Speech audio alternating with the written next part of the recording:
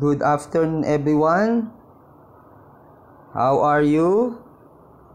So today we will going to continue our study about Christian education, history and philosophy, and today we will specifically discuss the Renaissance man and cultural renewal.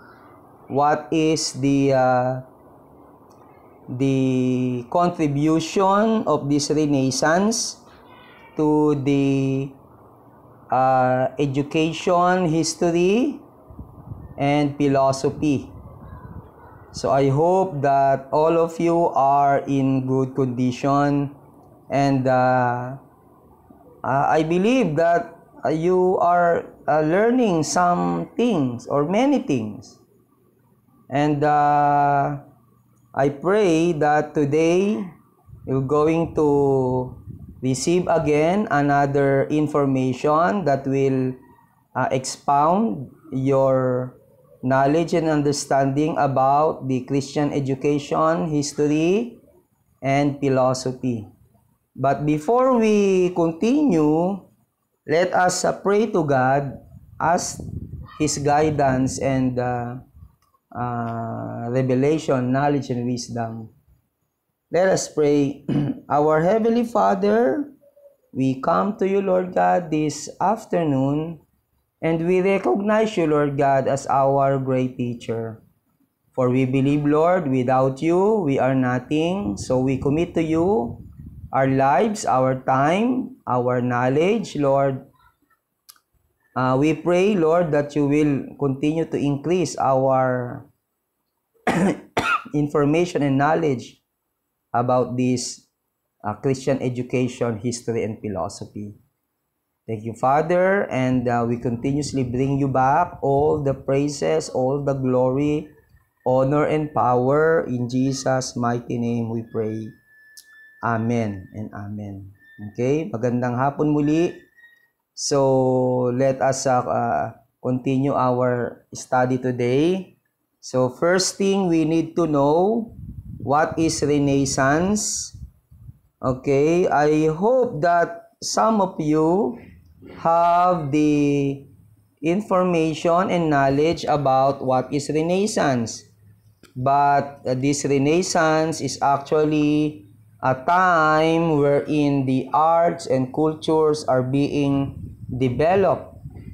So first, a Renaissance means it is the revival of art and literature under the influence of classical models in the 14th and 16th centuries. Okay, so this is a revival of arts. Number two, it is the culture and style of art and architecture developed during the Renaissance. So, in the Renaissance period, that is the time, the expansion of culture, styles, arts, artists, painters. Okay? So another thing you need to consider, it is a revival of or renewed interest in something.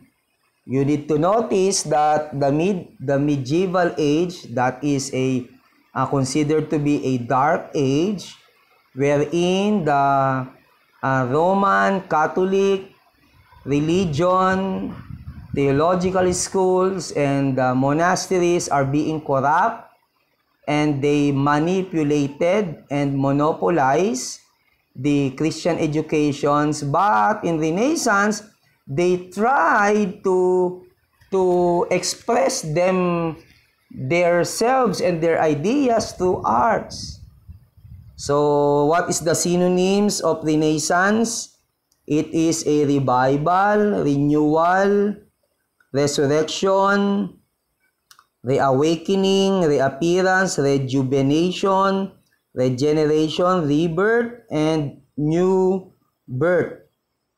So this is the synonyms of the Renaissance. This is the revival from the corrupted Roman education It was being manipulated and monopolized by the Roman Catholic Church.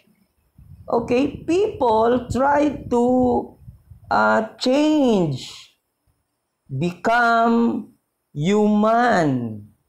humanistic. Okay, they express themselves through arts, no? This is what we call art period. Renaissance is an art period. The Renaissance is a period in European history covering the span between the 14th and 17th centuries and marking the transition from the Middle Ages to modernity. Okay, notice this. This is the traditional view, focuses more on the early modern aspects of the Renaissance and argues that it was a break from the past, but many historians today focus more on its medieval aspects and argue that it was an extension of the Middle Ages. Okay? So it is an extension of the Middle Ages, but basically the people who are under the Renaissance period are rejecting the manipulation and monopoly of the Roman Catholic Church education. When did Renaissance begin? Okay, so most historians are hesitant to identify a person or date because the Renaissance represented a gradual break with the traditionalism of the Middle Ages through a definitive move towards a man-centered world.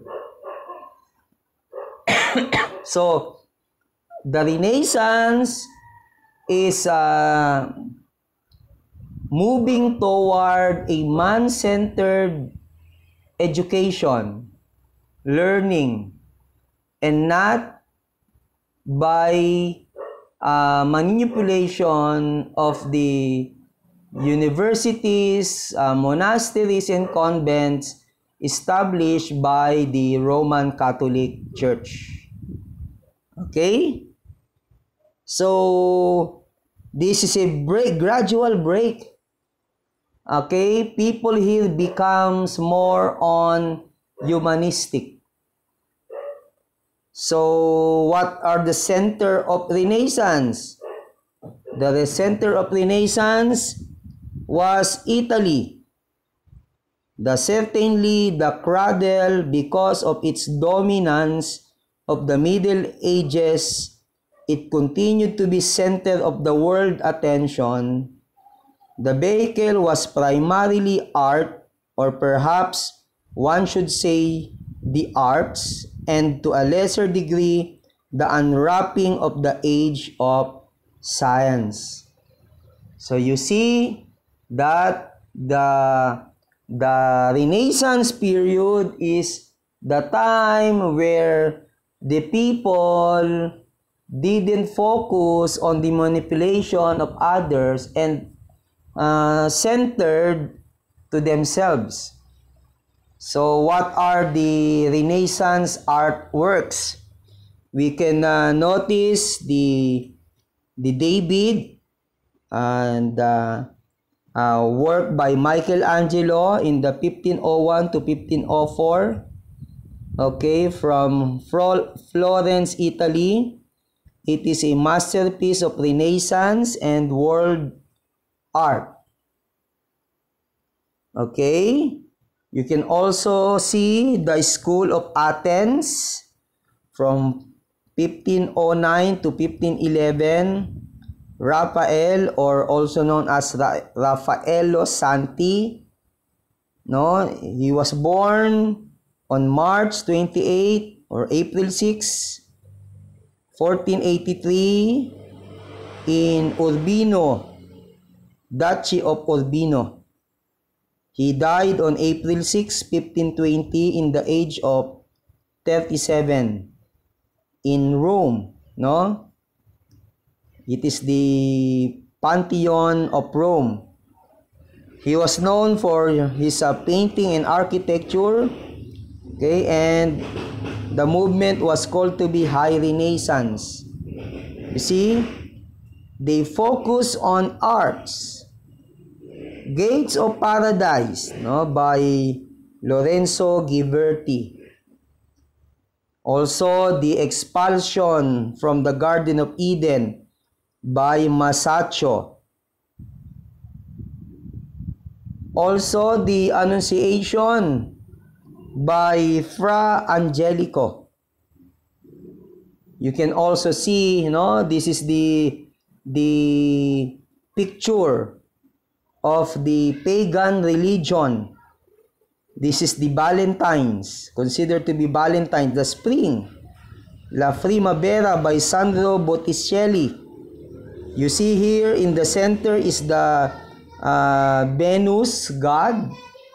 You see on top of her the sun, the god of love, Cupids. And you can notice also in the right side the picture of the devil, Satan, no? And you see the pregnant woman, which represents the fertility god, and the woman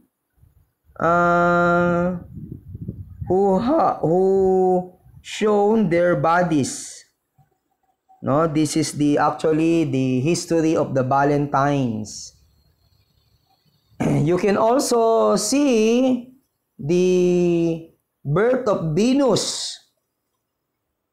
Okay, the birth of Venus by Sandro Botticelli. So again, it has something to do with the pagan practice, pagan religion. Also, the Lamentation over the Death of Christ by Andrea Mantegna. No? You can also notice that in the time of Renaissance, this is the start of the creation of the religious icons that was being put in the churches. Okay, this is the start where they created idols and make it beautiful, artistic. Okay? So in the Renaissance, you can also notice some well-known painters, sculptors, architects, scientists, writers, philosophies, and humanists. No? So there are 10 most famous people of the Renaissance. Number 1 is Lorenzo de Medici. Okay, so during the Renaissance, artists depended entirely on patrons. The Medici family, perhaps the wealthiest family in Europe, were for a large part during the period the de facto rulers of Florence, the birthplace of the Renaissance. The members of the family are famous for fostering the Renaissance, none more so than Lorenzo de Medici, also known as Lorenzo the Magnificent. He is perhaps the most famous and enthusiastic patron of the Renaissance. Though he did not commission many works himself, Lorenzo helped many artists including Da Vinci, Botticelli, and Michelangelo to secure commissions from other patrons. He also supported the development of Renaissance humanism through his circle of scholarly friends. Lorenzo de Medici was an artist and wrote poetry in his native Tuscan. So he was a patron. Okay, secondly is Petrarch. No, he was known as humanist. Again, no, you need to consider that in the time of Renaissance period, it was also a development of humanism. Humanism being centered on human ability to know what they want to know, learn what they want to learn, and anything about human. So humanism is a philosophy, that emphasize the value of human beings and their capacities. Renaissance humanism, based on ancient Greco-Roman philosophies, can be considered the driving force of the movement. Francesco Petrarca, known as Petrarch, led the resurgence of learning based on classical resources or sources. He described the preceding 900 years as dark, for he saw it as a time where humans didn't realize their potentials, lending to little cultural achievement. He thus created the term Dark Ages to refer to this period. So meaning the time of the Roman Catholicism development was considered to be Dark Ages. Petrarch inspired humanist philosophy, which was highly influential in the intellectual flowering of the Renaissance. Many consider Petrarch as not only the founder of humanism but also the father of the Renaissance. Also, his sonnets were admired and imitated throughout Europe and become a model for lyrical poetry. His famous work, Songbook, On the Solitary Life, Africa, Ascent of Mount Ventoux. So, yan si Petrarch. Okay? So, meron pang isa, si Filippo Brunelleschi. Okay? Along with his friend, the famous sculptor Donatello, took a trip to Rome and studied the ancient Roman ruins, an endeavor not attempted in such great details till then. Donatello and Brunelleschi went on to exert a great and profound influence on Renaissance.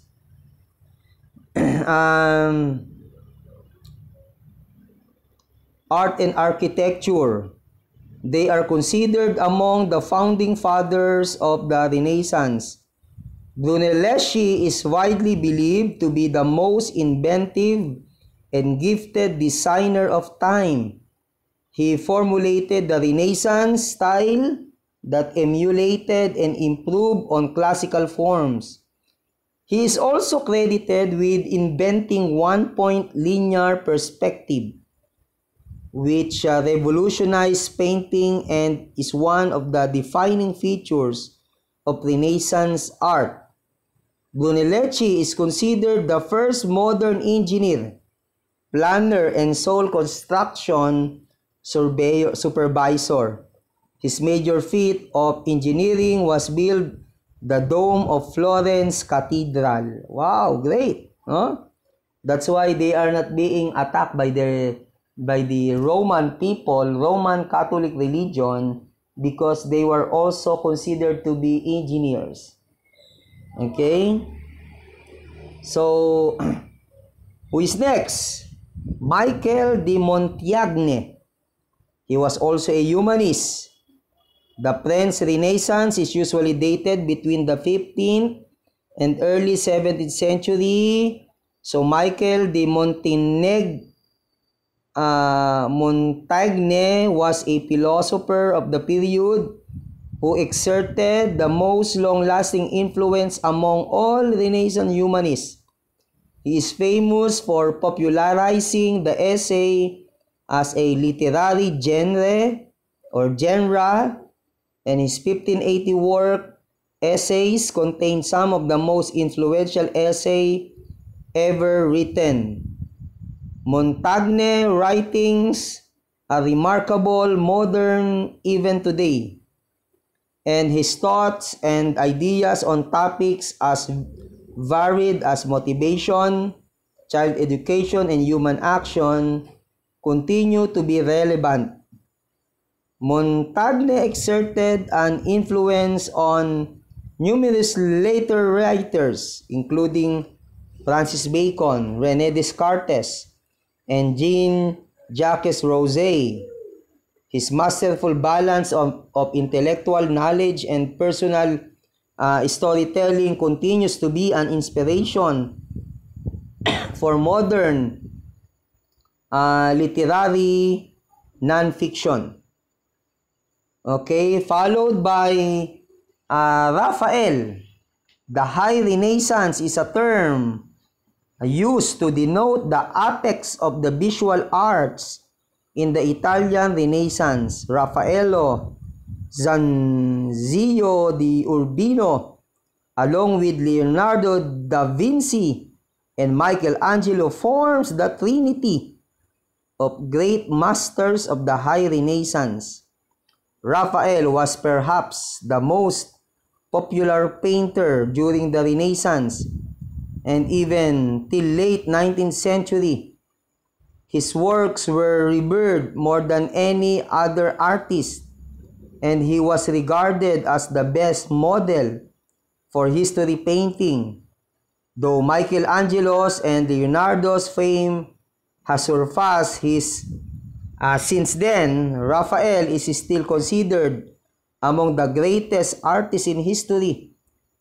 He, more than anything else, was a master in realistically depicting emotions, which brought his paintings to life. Many of his paintings are considered cornerstone of Renaissance art. Okay? So in the time of Renaissance also, you need to acknowledge and notice Galileo Galilei, perhaps the most influential scientist of the Renaissance, who paved the way for the scientific revolution that later flourished in Northern Europe. He pioneered the telescope, with his best version magnifying objects about 30 times. He was among the first to use the telescope to observe the skies. He confirmed the phases of Venus, discovered the 4 largest satellites of Jupiter, and analyzed the sunspots. He is considered the father of observational astronomy.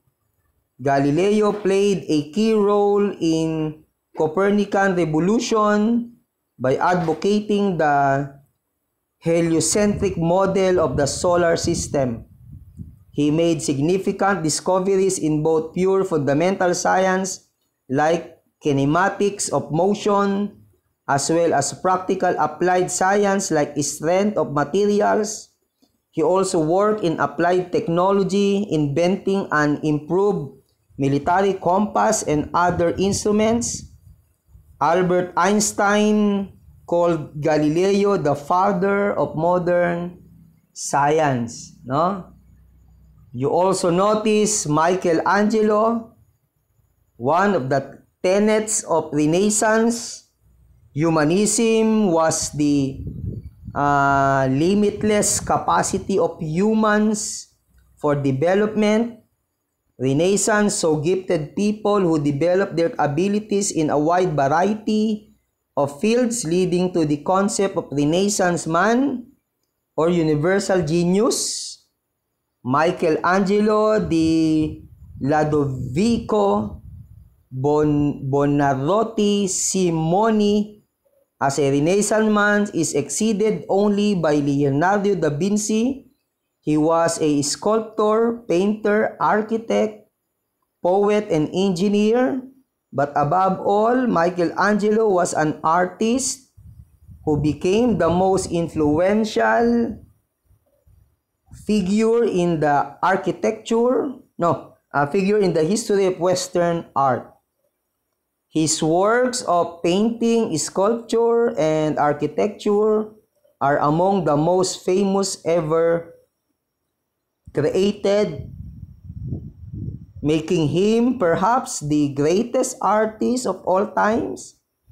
His statue of David is the most famous sculpture in the West. His painting, The Creation of Adam, is second only to Mona Lisa in popularity, and his Saint Peter Basilica is the most renowned work of Renaissance and architecture. Okay? You need also consider Nicholas Copernicus from Poland.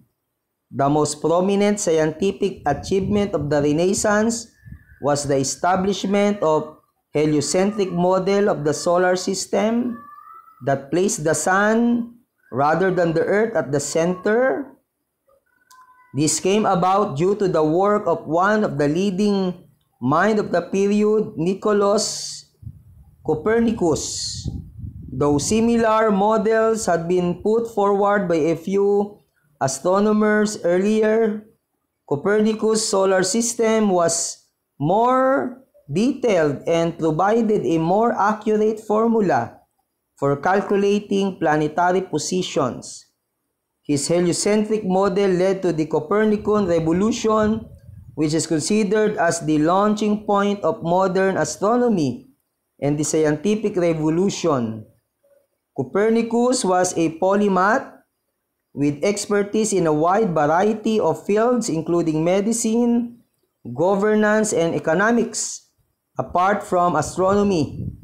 Among his achievements is formulating the quantity theory of money, which is still studied in economics.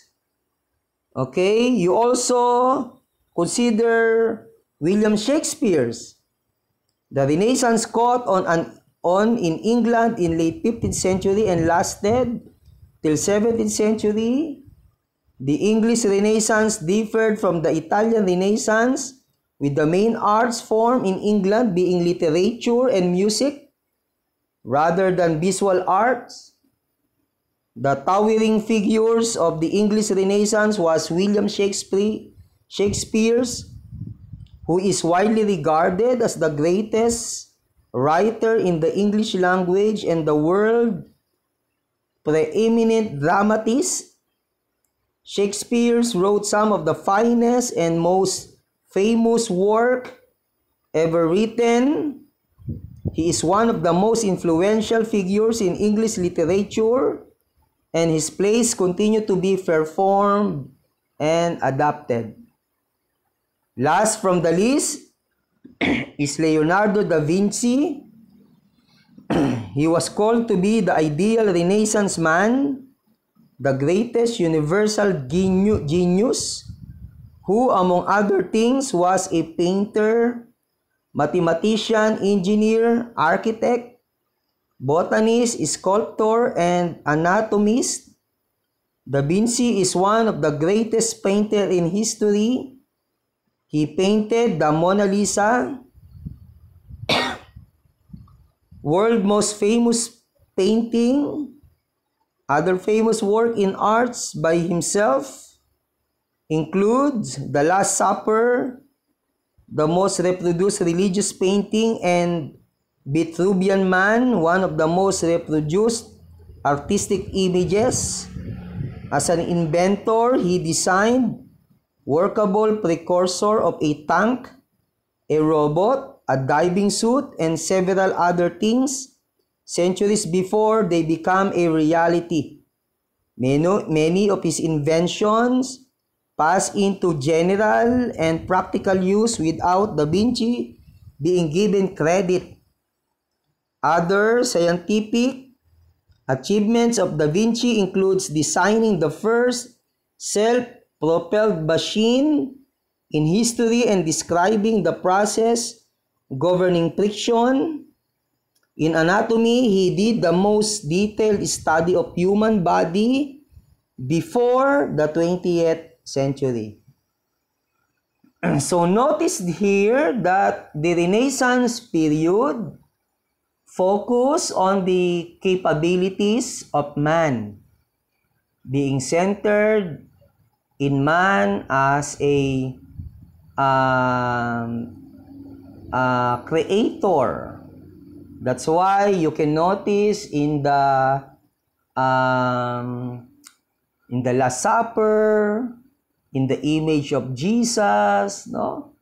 So the Roman Catholic, the Pope, didn't attack the Renaissance man because they strengthened the Roman Catholic education through arts, science, okay, and many more.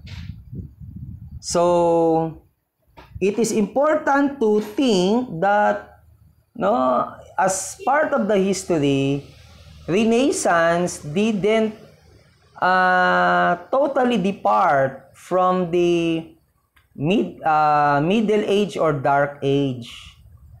They just only focus not on the theology, but they describe their knowledge skills through arts, through science, through engineering, through sculptors.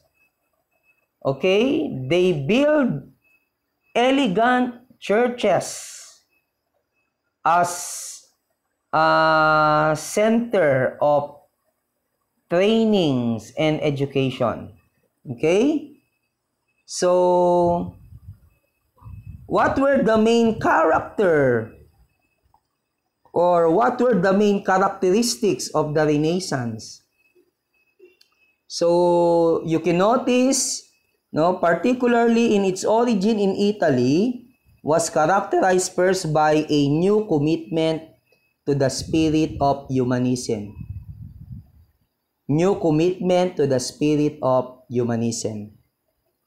So, humanism was essentially based on the study of the classics, both the Greeks and the Romans, and it was framed by Renaissance thinkers as a way of breaking away from what they thought of as the Dark Ages of the medieval Europe. So this Renaissance man this Renaissance man considered the medieval age as the Dark Age. Okay, so they tried to break away. Okay, what else? Renaissance thinkers also stress individual achievement, especially in secular pursuit. Okay? So for the first time since Roman times, artists and architects were viewed as public figures who should be celebrated, and individuals were measured by the breadth of their accomplishment. Okay? So, ganun yun, no? So, they want to become celebrated. They want to be known. That's why I told you earlier that they were considered to be patron. What else? The Renaissance man was, simply speaking, good at everything, and this was something to be pursued, not just for the glory of God, but as a means of achieving fame and fortune. It was in this context that learning about the world through observational science first became a major emphasis, like Galileo Galilei. Okay, finally, the Italian Renaissance was characterized by great artworks that emphasized balance, proportion, and harmony. All of these principles have been important in the classical world, but were largely neglected during the Middle Age. So the achievement of these ends demanded a high degree of technical skills on the part of the artists. So you see how they were being developed through arts. Okay, so they want to become well known and recognized as artists, and they will become patrons in the time of Renaissance. So what is education in the time of Renaissance? Number one, the Renaissance was a time of learning because it was considered to be humanism. But it wasn't a time of schools as we know them today. Public schools for everyone were still a long way off because in Renaissance Europe, schooling was for those who could afford it. Some people were well educated while others never attended the school. So this is the condition in the education in the time of Renaissance because education is for the wealthy people only. Number two, education for Renaissance boy was of two sorts.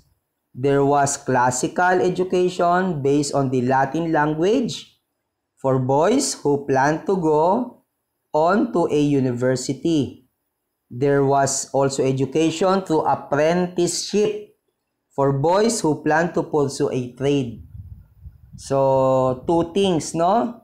So, those who want to go to the university and those who want to pursue trades, no? Number three, girls receive less education than boys during the Renaissance. Some girls did become well educated in the classics and some also became apprentices. So many were educated mainly in practical matters at home. In addition, in England, boys who were being prepared for college began with petty school. This was the earliest school for very young boys and it was often taught in the teacher's home. Soon, these boys progressed to grammar school where they learned Latin vocabulary and grammar.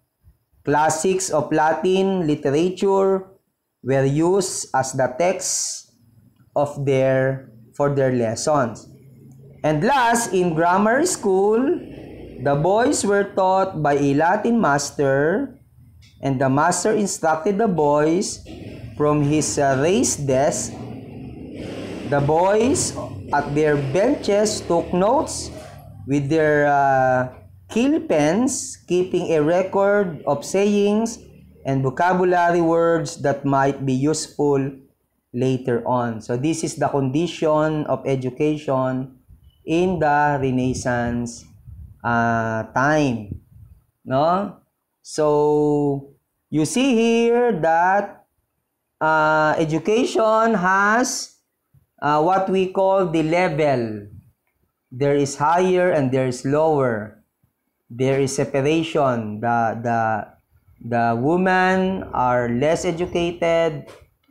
Even in the boys who are rich are has the privilege for education, while the poor boys will have no chance, but they can become apprentice and pursue the trades, no?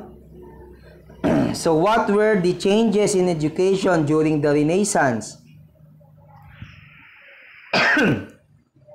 Number one, the major change in education during the Renaissance had to do with making education serve the purpose of the humanists. Only for humanists. Number two, this meant that education was aimed much more toward secular purposes than it previously had been.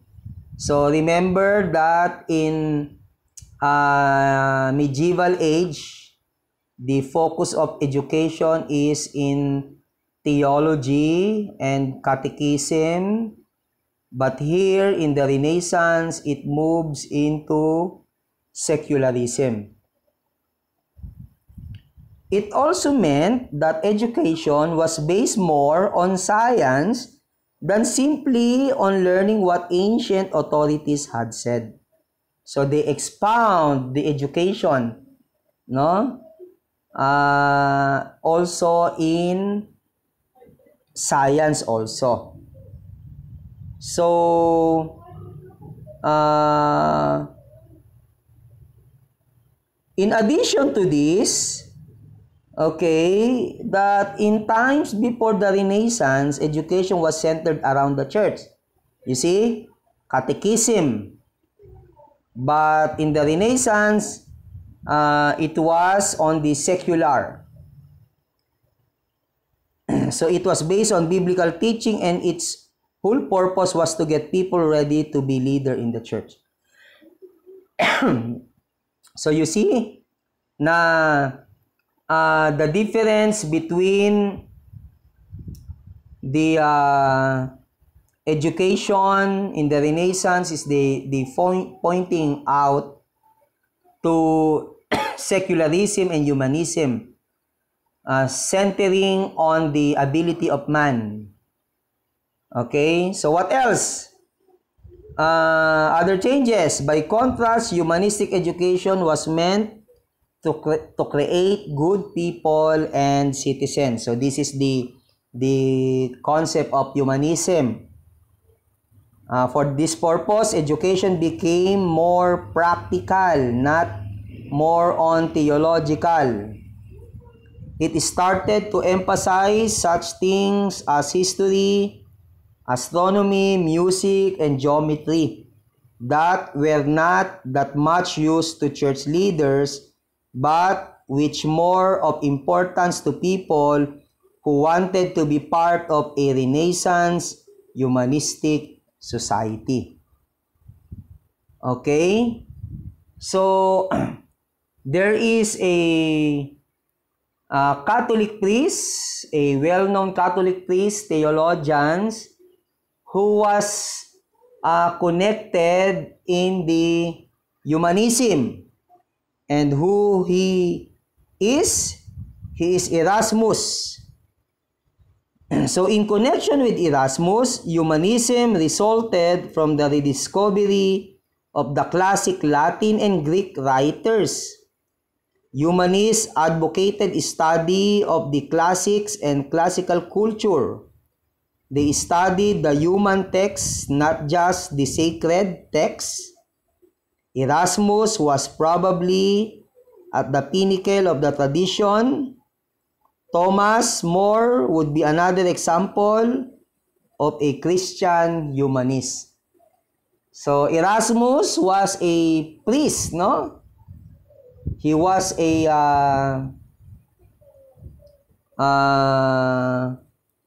patron also of Catholic. Billions of pages could be written on the effects of humanism and its influence on the Renaissance and the Reformation, and later on the Enlightenment. Just a couple of points. Erasmus' production of his Greek New Testament was a direct result of the rehabilitation of classical learning. So was the preparation of works on Hebrew grammar and Hebrew dictionaries by other scholars. So, what is his contribution? The translation, no, or the production of the new Greek New Testament. Okay, so what is his attitude? The attitude of the classicists, which attack the pedantry,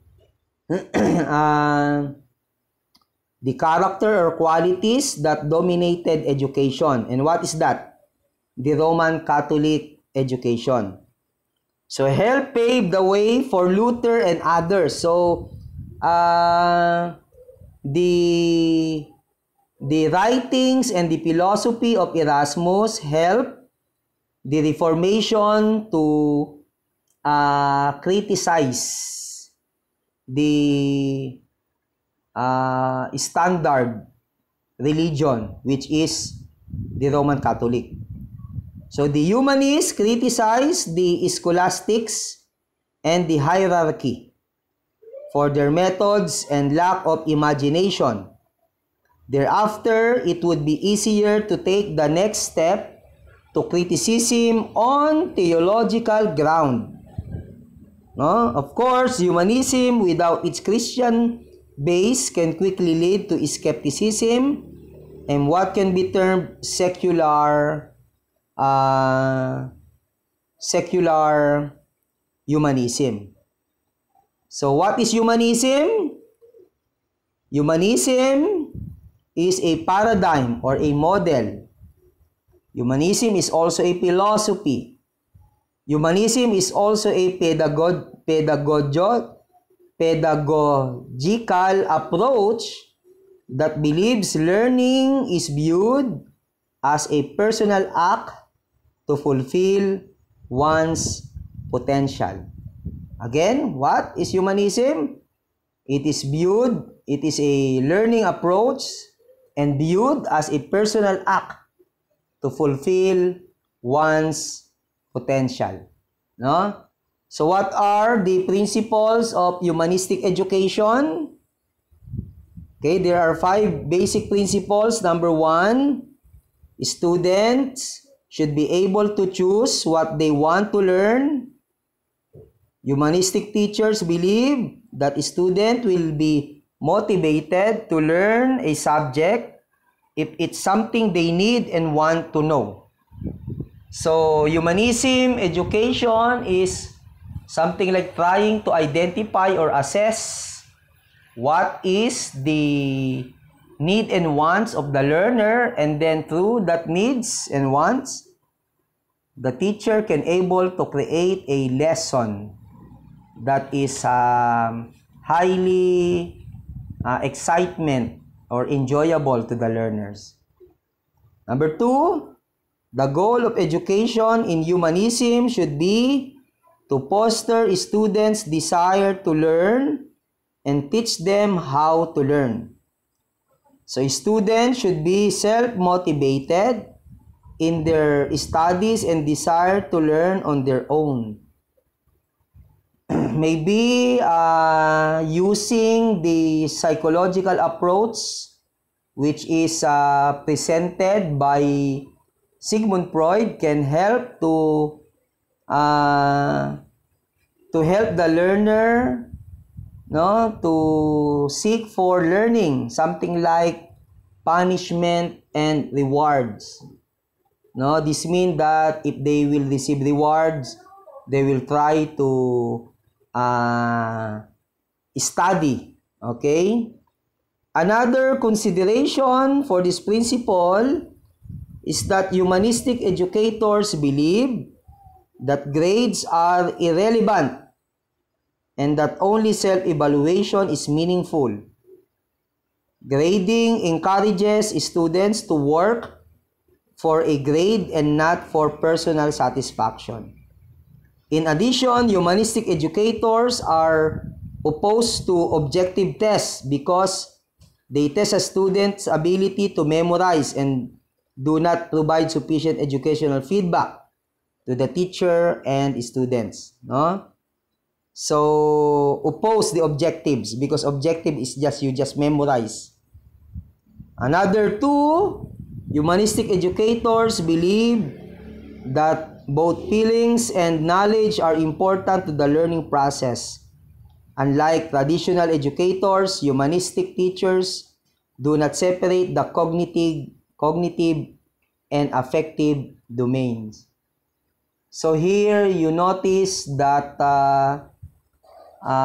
what's this? Montessori type of schools use this humanistic approach in their education. Number 5,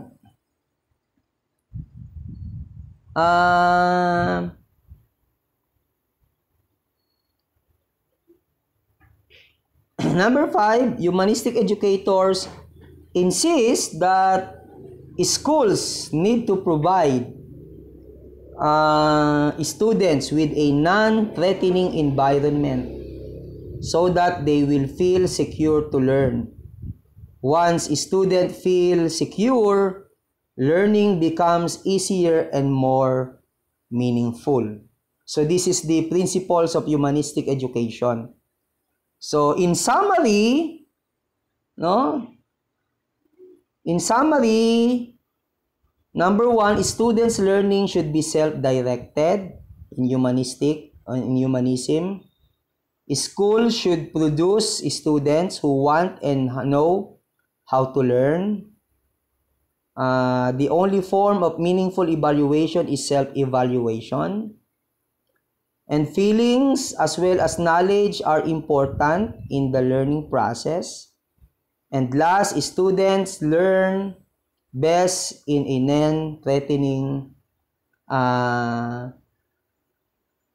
non-threatening environment. Okay? So this is humanism. This is Erasmus in humanism. How about Erasmus in theology? So Erasmus, Christianity was little more than a lofty, humane morality. No? So he taught the Platonic doctrine that men will live the good life if only they know what the good life is. Hence, there was the paramount need of education. Okay, Erasmus emphasizes the careful study of the child's nature well before that kind of enlightenment. Consider the background of the children. So, yeah, this is Erasmus. So, including in the Renaissance, there were the forerunners of freedom. And he was known to be John Wycliffe, the morning star of the Reformation. So because we are approaching the Reformation, because after Renaissance, there was a Reformation. So John Wycliffe was an English scholastic philosopher. He was also a theologian. He was a Bible translator. He translate the Latin to English. He was a reformer. He was a priest. And he was also a seminary professor at the University of Oxford. He became an influential dissident within the Roman Catholic priesthood during the 14th century and is considered an important predecessor to Protestantism. Okay? So, who is John Wycliffe? John Wycliffe, from 1320 to 1364, he was the morning star of the Reformation. He was the leader of the Lollards, no? A moderately militant group committed to divine sovereignty and opposed to many of the trappings of the medieval church, such as prayer for the dead, absolution, and the worship of saints. So again, why this was included in the history of Christian education? Because the reason why there was Reformation, because of the contribution of John Wycliffe. Okay? So, how he was died. No, the death of John Wycliffe. John Wycliffe died of his stroke on the last day of the year. So he was buried in consecrated soil. But about 30 years later, no, the Council of Constance revenged itself on his criticism by condemning his teaching and ordering his bones to be dug up and burned. But the burning of such a man's bones could not end his influence. As John Foxe said in his book of Martyrs, though they dug up his body, burned his bones, and drowned his ashes, yet the word of God and the truth of his doctrine, with the fruit of success thereof, they could not burn, which yet to this day do remain. Okay? So that is the beginning of the Reformation, because on the next lesson we'll be studying the Reformation and the contribution of the Reformer to Christian education. Okay? So moving from the Roman Catholicism into Renaissance period, and then going to Protestantism or Reformation. Okay? So I will end here. Thank you very much. God bless you. I hope that you learned something from the lecture and presentation I presented to you. From time to time, you can review this lecture in order for you to have a clear knowledge and understanding of the lesson today. Okay, thank you very much. God bless you, and I hope see you soon.